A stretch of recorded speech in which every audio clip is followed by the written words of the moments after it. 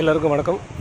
நாம் சிறுவாபுரி, குன்றத்தூர், திருத்தணி, திருப்பதி இது போல் இருக்கக்கூடிய கோயில்களுடைய தல வரலாறு, அதோட சிறப்பு அம்சங்கள், வழிபடும் முறைகள் இதெல்லாம் பதிவு போட்டிருக்கோம்.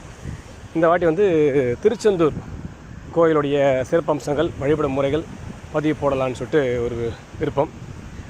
அது திருச்செந்தூரை பற்றி சொல்கிறதுக்கு முன்னாடி அதை திருச்செந்தூர்லேருந்தே சொன்னால் இன்னும் நல்லாயிருக்கும் அப்படின்றது இந்த பதிவு. ஸோ இப்போ இருக்கிறது திருச்செந்தூர். ஸோ இந்த கோயிலுடைய சிறப்பம்சங்கள், வழிபடும் முறைகள், தல வரலாறு எல்லாத்தையும் நம்ம இந்த பதிவில் பார்ப்போம். அனைவருக்கும் வணக்கம். இன்றைக்கி நம்ம பார்க்க போகிறது திருச்செந்தூர் முருகன் ஆலயம். திருச்செந்தூர் முருகன் கோவில் முருகனின் 6 படை வீடுகளில் இரண்டாவதாக கருதப்படும் ஒரு மிக முக்கியமான ஆலயமாகும். இது திருநெல்வேலி மாவட்டத்தில் அமைந்துள்ளது.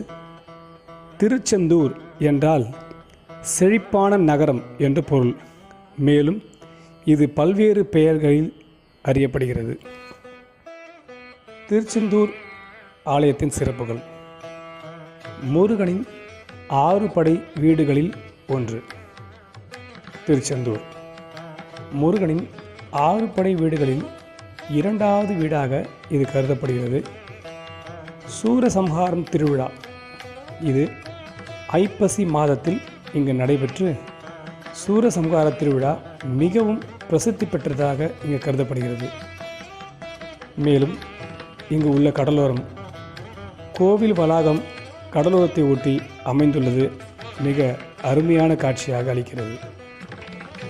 பிரணவத்தை அடிப்படையாக கொண்ட அமைப்பு, அதாவது செந்திலாண்டவன் ஆலயம் பிரணவத்தை அடிப்படையாக கொண்டு அமைக்கப்பட்டுள்ளது. விசாகம் கந்தசஷ்டி திருவிழாக்கள் இங்கு சிறப்பாக கொண்டாடப்படுகிறது. திருச்செந்தூர் ஆலயத்தின் கோபுரத்தின் உயரம், கோபுரம் யாழி மண்டபத்திற்கு மேலே 137 அடி உயரமும் 90 அடி நீளமும் 65 அடி அகலமும் கொண்டுள்ளது. இலக்கிய பின்னணியில் தமிழ் இலக்கியங்களில் திருச்செந்தூர், திருச்சீரலைவாய், செந்தில் மாநகரம் என பல்வேறு பெயர்களில் குறிப்பிடப்படுகிறது. நக்கீரரால் இயற்றப்பட்ட திருமுருகாற்றுப்படையில் திருச்செந்தூர் 2வது தலமாக இடம்பெற்றுள்ளது.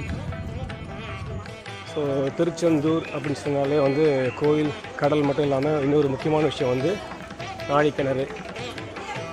அதான் எல்லாம் சொல்லுவாங்க, முதல்ல கடலில் குளிக்கணும், அப்புறம் நாழிக்கிணறு குளிக்கணும், அதன் பிறகு ட்ரெஸ் மாற்றிட்டு சாமி போய் பார்க்கணும்னு சொல்லுவாங்க. ஸோ இப்போ நம்ம போகிறது நாழிக்கிணறு தீர்த்தம். கோயிலின் அமைப்பு: கோயில் வடக்கு தெற்காக 300 அடி, நீளம் கிழக்கு மேற்காக 214 அடி அகலத்துடன் உள்ளது.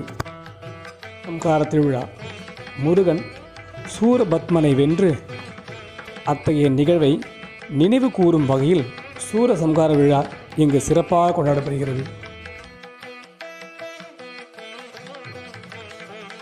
நாழிக்கிணறு தீர்த்தம் கடற்கரை ஓரத்தில் இருக்கக்கூடிய இடம். இதை நாழிக்கிணறு தீர்த்தம். இது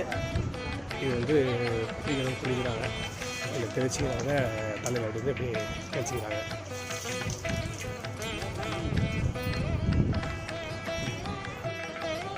நாழிக்கிணறு தீர்த்தம்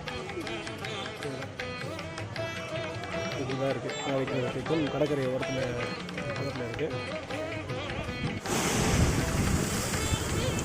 கடல் தண்ணி ஒருத்தட்ட கேட்ட வாட்டர் கேனில் கொடுத்து அவர் வாட்டர் கேனில் முன்னிட்டுருக்காரு நமக்காக.